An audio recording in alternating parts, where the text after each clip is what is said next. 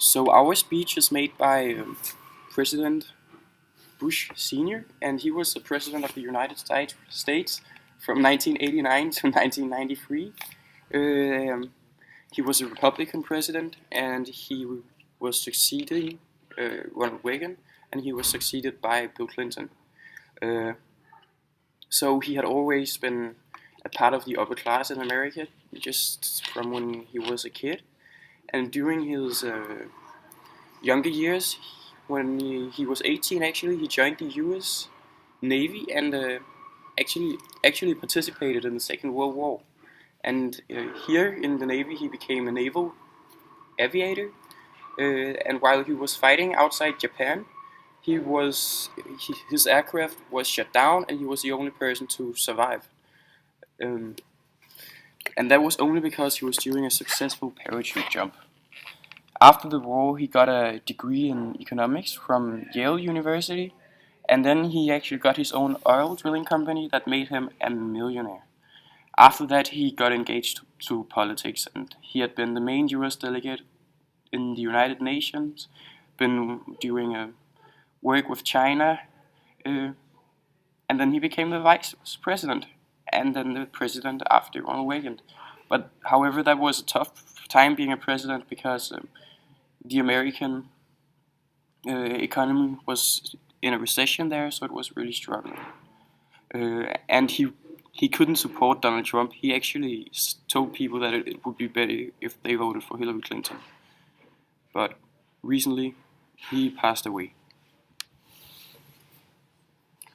So the important themes and messages in the speech is that the most important theme is just the patriotism, which is very evident in America, and he praises the American values in relation to freedom and the love and disparity, which is evident.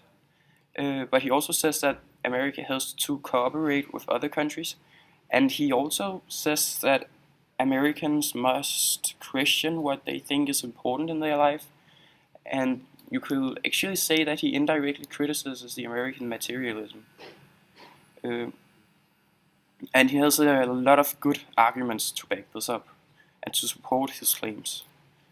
Um, and for example, he uses the three modes of persuasion and ethos. He uses that to receive or to have integrity and trust. Uh, For an example, he says, "I come before you and assume the presidency at a moment which with promise." So here he's assuring that he as a person can make things better when he's a president. And he also uses logic. He talks about free markets, free speech, free elections, and how the American values is what that makes America great.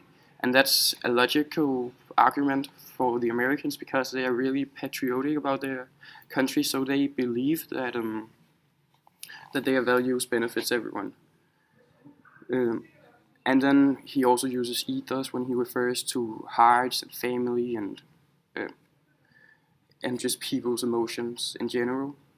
And this creates empathy and and people's will to do good, which he wants to strengthen during the speech.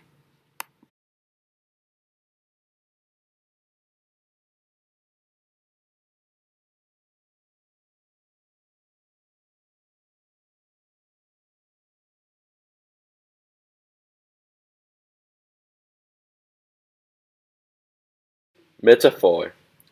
In passage 3, he refers to Washington as the father of America, father of our country. In passage 6, he uses the sentence, "For a new breeze is blowing," as a metaphor for Bush's entrance as an American president. Multiple times he uses the word door as a metaphor for tomorrow. For example, great nations of the world are moving towards democracy through the door to freedom. In the sentence "more will than wallet," he uses the word wallet as a metaphor for money. Simon, in passage 6, he says that totalitarian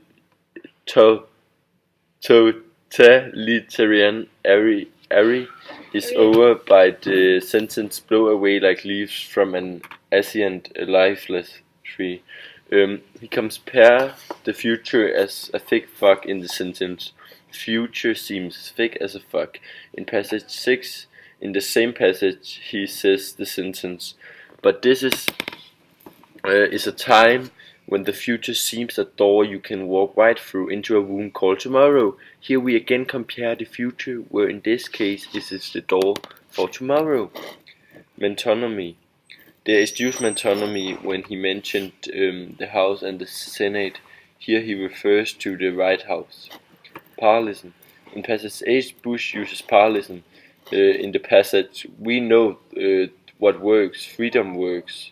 We know what's right, freedom is right. We know, and that continues to use it later in the passage with the sentence free market, free speech, free elections, and the exercise of free will unhampered by the state. In passage 9, he starts the two first sentences with for the first time in this century, for the first time in perhaps all history. In the same passage he uses parallelism, where he starts each sentence with we don't, we only, we must. In the last part of the speech he starts his sentence with I put, or I am putting. I put out my hand. I am letting out my hand to you, Mr. Speaker. I am putting out my hand to you, Mr. Minority Leader. A personification. He says it is important to fight for friendship with the Soviet Union. Friendship is a human quality. While keeping our alliances and friendships around the world strong, even strong, we will continue new closeness with the Soviet point of view. He tells from his point of view and what he wants to do in the country in the future.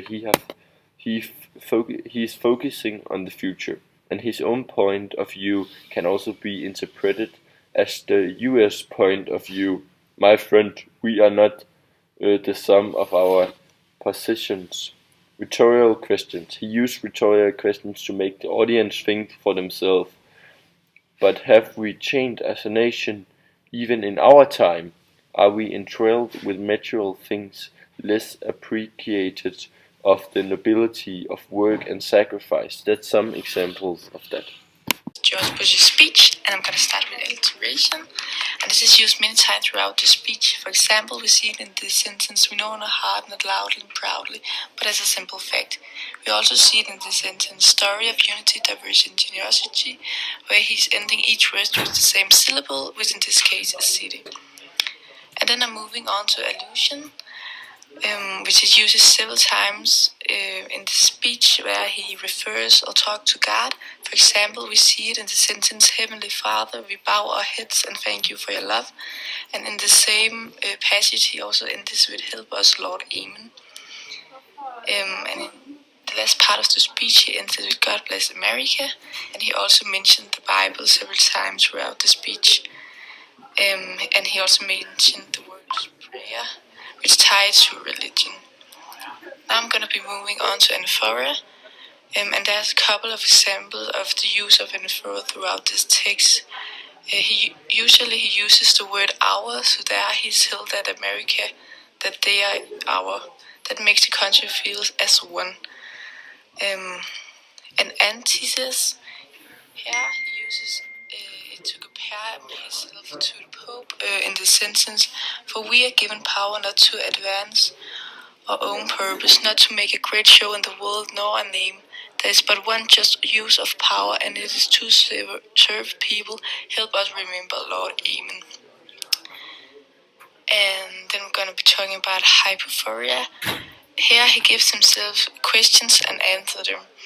For example, and what do we want the men and women who work with us to say when we are no longer there? Yeah.